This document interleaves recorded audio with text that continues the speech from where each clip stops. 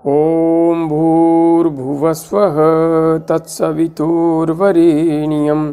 भर्गो देवस्य धीमहि धियो यो नः प्रचोदयात्। उस प्राण स्वरूप दुखनाशक सुख स्वरूप श्रेष्ठ तेजस्वी पापनाशक देव स्वरूप परमात्मा को हम अपनी अंतरात्मा में धारण करें। वह परमात्मा हमारी बुद्धि को सतमार्ग की ओर प्रेरित करे। भाइयों बहनों, जय श्री राम, जय गुरुदेव, जय माँ आदिशक्ति। आप सभी भाइयों बहनों को 73वें गणतंत्र दिवस की हार्दिक शुभकामनाएं। आप सभी से मैं इस पुण्य अवसर पर एक निवेदन करना चाहता हूँ, एक भाव भरा आग्रह करना चाहता हूँ। यदि हम सब मिल करके माँ भारती को फिर से विश्व गुरु की पदवी पर सुशोभित होता हुआ देखना चाहते हैं, तो हमें इसके लिए कुछ बलिदान देना पड़ेगा। जब तक हम यह बलिदान देने के लिए तैयार नहीं होंगे, तब तक माँ भारती को हम इसका खोया हुआ गौरव फिर से वापस नहीं लौटा सकते। और वह बलिदान है जातिवाद का, छुआछूत का, भेदभाव का, ऊंच नीच का, क्षेत्रवाद का, भाषावाद का। इन सभी वादों से यदि हम सब ऊपर उठ गए, तो मैं पूर्ण दावे से कह रहा हूं, पूर्ण दावे से, दुनिया की कोई भी ताकत नहीं है, कोई भी ताकत जो कि सत्य सनातन धर्म को फिर से संपूर्ण विश्व का सिरमौर बनने से रोक सके। हम स्वयं ही हैं जिन्होंने अपने आप को पतन के गर्त में स्वयं ही गिरा लिया है। हम हमारी उन्नति में स्वयं ही सबसे बड़ी बाधा हैं। हम हमारी उन्नति के लिए स्वयं ही सबसे बड़ी रुकावट हैं, और स्वयं ही अपने पैर हम स्वयं काट रहे हैं। इसलिए हमें स्वयं को बदलने की आवश्यकता है। यदि हम स्वयं बदल गए, तो फिर इस संसार में वह बदलाव दिखाई देगा जिसका स्वप्न पूज्य सद्गुरुदेव ने देखा था, जिसका स्वप्न आज भी कई सत्य अन्वेषक संत महात्मा देखते हैं। आज के समय में कालीचरण जी महाराज एक ऐसी विभूति हैं जिन्हें मैं सच्चे हृदय से दंडवत प्रणाम करता हूं, क्योंकि उनके विचार मुझे मेरे ही विचार दिखाई देते हैं, बिल्कुल मेरे ही विचार। इसलिए मैं भी कहीं न कहीं उनका अनुयायी बन गया हूं। और वैसे देखा जाए तो यह संपूर्ण सृष्टि सत्य का अनुसरण करती है, और हमें सत्य का अनुगामी होना चाहिए। इसलिए इस शुभ अवसर पर हम संकल्प लें कि हम सभी वादों से ऊपर उठ करके अपने धर्म के लिए जिएंगे, सत्य सनातन हिंदू धर्म के लिए जिएंगे। हम सिर्फ और सिर्फ हिंदू बनेंगे। और हाँ, सच्चा हिंदू ही सच्चा मनुष्य भी हो सकता है, क्योंकि सनातन धर्म में ही वह बीज है जो मानवता को वास्तविक अर्थ में संपूर्ण विश्व में एक वटवृक्ष के रूप में फैला सकता है। इसलिए हम सबका दायित्व है, कर्तव्य है कि हम सत्य सनातन धर्म के वास्तविक सत्य को, वास्तविक तत्व ज्ञान को जन जन तक पहुंचाएं और स्वयं इन वादों से ऊपर उठ करके निर्विवाद हो जाएं। हाँ, कहते हैं कि मानव बनिए, किसी धर्म से मत जुड़िए, लेकिन मैं यहाँ पर कहूँगा पहले सच्चे धार्मिक बन जाइए। यदि आप सच्चे धार्मिक बन गए तो फिर मानव बनने में आपको कोई समय लगेगा ही नहीं, क्योंकि सत्य सनातन धर्म ही सच्चा मानव बनना सिखाता है। इसके अलावा अन्य कोई भी धर्म नहीं है, पंथ नहीं है, मार्ग नहीं है जो सत्य का बोध करवाता हो। और हाँ, जैन, बौद्ध एवं सिख, इनको कभी भी अपने आप से अलग मत समझिए। ये सत्य सनातन धर्म के ही बिल्कुल अंग हैं और ये वैदिक योग पद्धति का ही पूर्णतः अनुसरण करते हैं। पूर्णतः हमारे सत्य सनातन धर्म में कुछ विकृतियां घुस गई थी। उन विकृतियों से मुक्त होने के लिए ही इन छोटे छोटे अंशों को तत्वज्ञानी हमारे ही अवतारी पुरुषों ने थोड़ा सा अलग मार्ग दे दिया है। बाकी मूलतः अवधारणा वैदिक है, सत्य सनातन की है, कोई भी भेद नहीं है, कोई भेद नहीं है। इसलिए ये तीनों अर्थात जैन, बौद्ध, सिख और सनातनियों में तो जो भी परंपराएं हैं वे हैं ही सही, किंतु ये सब मिल करके सनातन हिंदू धर्म का खाका तैयार होता है। आज इस शुभ अवसर पर मैं एक महत्वपूर्ण जिज्ञासा को सम्मिलित कर रहा हूँ। हमारे आत्मीय परिवारजन श्री ओम प्रकाश हिंदू जी ने हनुमानगढ़ राजस्थान से अपनी जिज्ञासा प्रकट करते हुए लिखा है। जय माँ आदिशक्ति, जय गुरुदेव। जय माँ आदिशक्ति, जय गुरुदेव।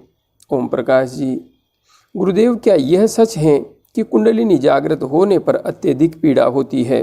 अक्सर ऐसा मैंने यूट्यूब पर देखा है, प्लीज़ बताएं। ओम प्रकाश जी, यूट्यूब पर तो न जाने क्या क्या देखेंगे आप। वहाँ पर 90% ऐसे वीडियो हैं जिन्होंने कुंडलिनी के बारे में कुछ जाना ही नहीं है। स्वयं साधना करके इधर उधर से थोड़ा बहुत पढ़ लिया और उसी आधार पर मन गढ़ंत कहानियाँ बना बना करके वीडियो डालते रहते हैं। और आप यह भी देखेंगे उनके फॉलोवर्स की संख्या कम नहीं है, बहुत अधिक हैं। और यही कारण है कि सत्य सनातन धर्म दिन प्रतिदिन सत्य से दूर होता चला जा रहा है, अज्ञानता के अंधकार में गिरता चला जा रहा है। जहाँ तक बात है कुंडलिनी जागरण की, तो कुंडलिनी जागरण के समय कोई भी दर्द नहीं होता है, कोई भी दर्द नहीं होता।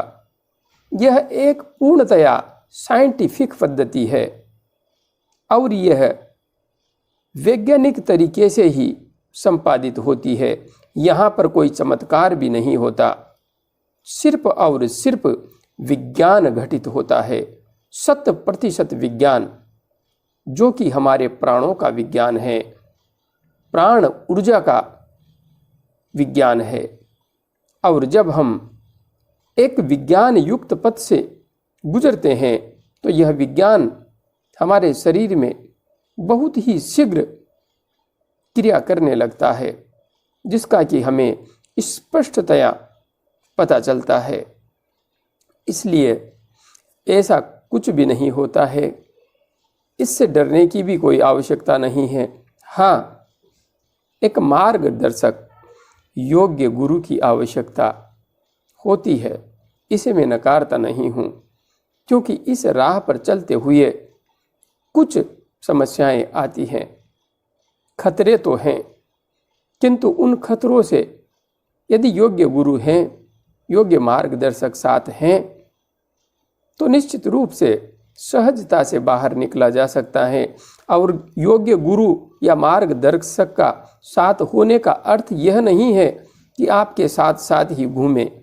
जिस प्रकार से आप मेरे से YouTube से जुड़े हुए हैं, तो मैं आपके साथ ही हूँ। आपको यदि कोई समस्या आती है, आप मेरे से पूछते हैं, मैं अपने ज्ञान के अनुसार, मैंने जो कुछ जाना है साधना करते हुए, उसके अनुसार मैं आप सबका मार्गदर्शन करता हूँ। तो यकीन मानिए, निश्चिंत रहिए, किसी को कुछ भी नहीं होगा, कुछ भी नहीं। हाँ, समाधि में पहुँचने तक कुछ हद तक खतरे रहते हैं। जैसे ही आप संप्रज्ञात समाधि में पहुँचते हैं और अपने आत्म स्वरूप का दर्शन करते हैं, उसके बाद में कोई भी खतरा नहीं है, कोई खतरा नहीं है। यहाँ पहुँचने के बाद फिर सांसारिक गुरु की आवश्यकता खत्म हो जाती है। फिर गुरु कोई खास मदद कर भी नहीं सकता, फिर तो मार्ग स्वतः ही चलता रहता है। और आगे बढ़ने पर यदि कोई विशेष मार्गदर्शन देना भी है, तो यहाँ से दिव्य चेतनाएं साधक के लिए स्वयं मार्गदर्शक बन करके आ सकती हैं, इसमें भी कोई संशय नहीं है।